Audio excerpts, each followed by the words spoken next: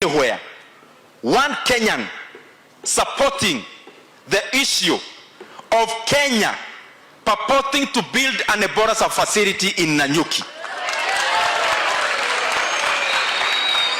Na hii wa Kenya wamekataa kutoka everywhere, from Nanyuki kwenda Pwani, kwenda Kisumu, kwenda Busia, kwenda Eldoret, ngogo zote za Kenya.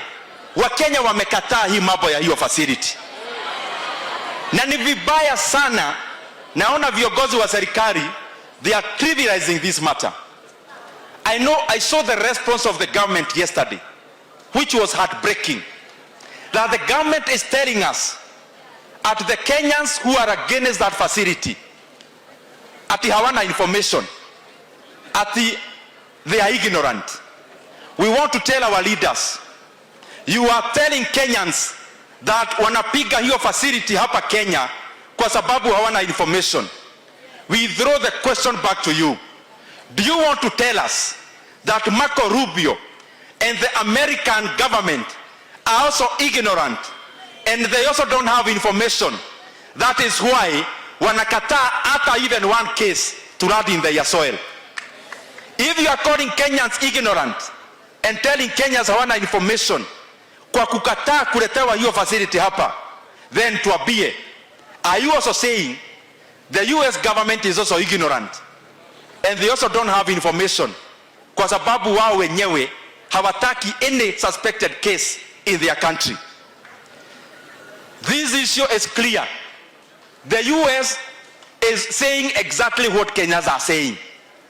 Wao wenyewe wanasema hawataki cases kwao, nao wa Kenya pia wanasema hawataki cases kwao. Only the government of Kenya is ignorant enough to go against the citizens of the people they lead.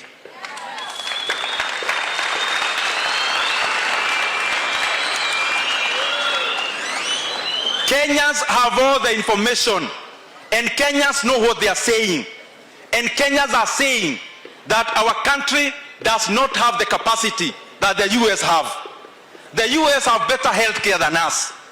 They have a larger budget than us. Wacha wabebe mzigo yao, wasibebeshe wa Kenya mzigo.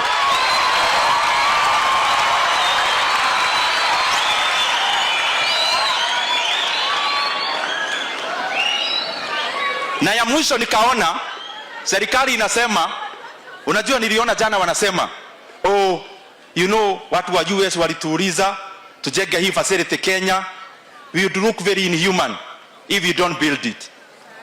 Fine, we heard that. But how human is it then to also expose Kenyans to threat? You are telling us that Kenya would look inhuman by denying other countries to bring their charges to us by bringing the facility to Kenya.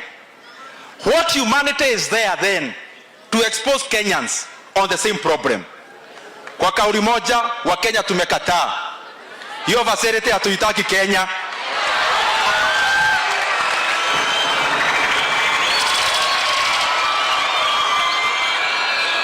Na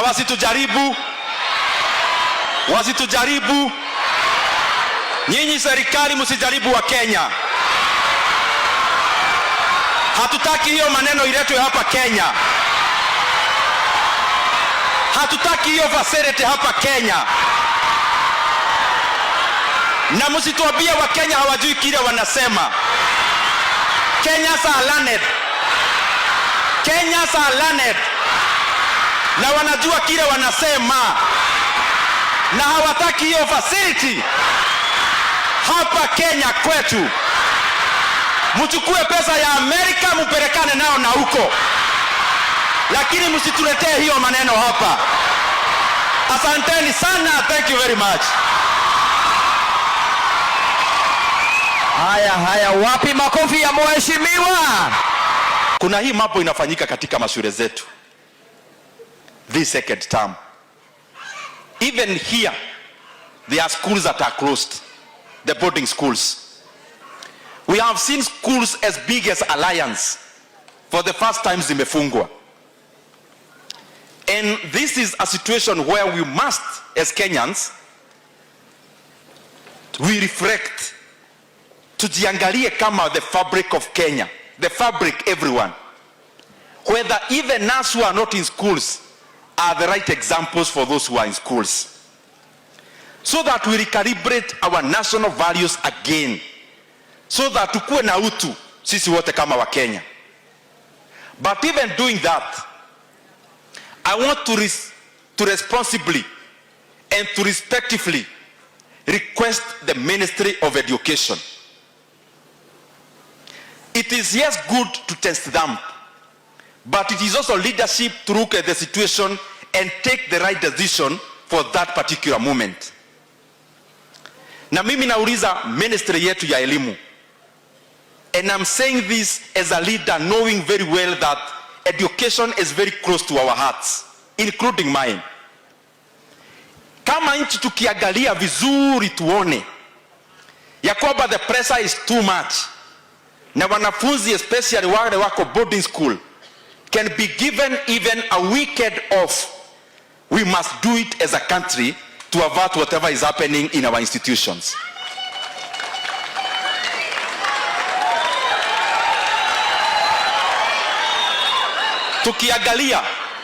Tukiangalia kama nchi tuone that his second term probably is too long, na inakuanga na mambo mengi inafanyika. Tukiangalia kama nchi tuone that we can change our calendar ya mashule, second term iwekwe both visiting day ikiwa kado na mid term, maybe it could help to ease the pressure. Or we have at least 2 mid terms which are short.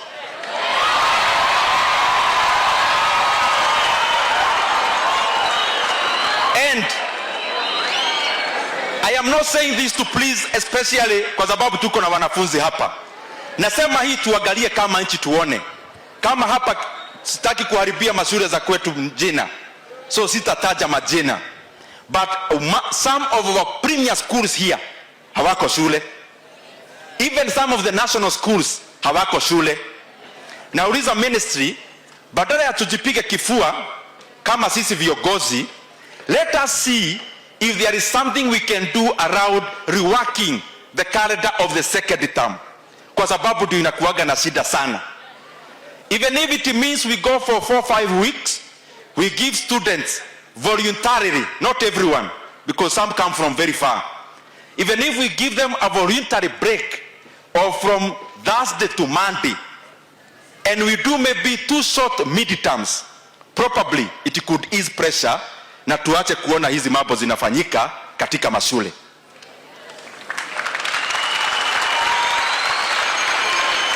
Nauliza wa Kenya wote, all the Kenyans of goodwill, as we talk about all the other things we are talking about our country, let us remember that the government that is currently in place is borrowing 4 billion Kenya shillings every single day. Tujiulize kama wa Kenya, deni ya nchi sasa itumekopa imefika 13 trillion Kenya shillings. Na sasa tumeona leo katika hata magazetini that the government is going even further. Hii pesa ambayo wa Kenya wanakatwa inaitwa housing levy. The government sasa vile imefanya kwa ile levy ya mafuta, wanataka wapeleke hiyo levy katika bank, wachukue loan ambayo wa Kenya watalipa kwa miaka mingi, and therefore also denying any other government or regime an opportunity to remove some of those levies. Tuwaambie wale wako serikalini, tafadhali mind the Kenyan future. Hatutaki hao wanafunzi watoke shule wakipata kazi, the only thing they are doing ni kulipa ushuru kubwa ya kulipa madeni ilichukuliwa na nchi na haikuwasaidia.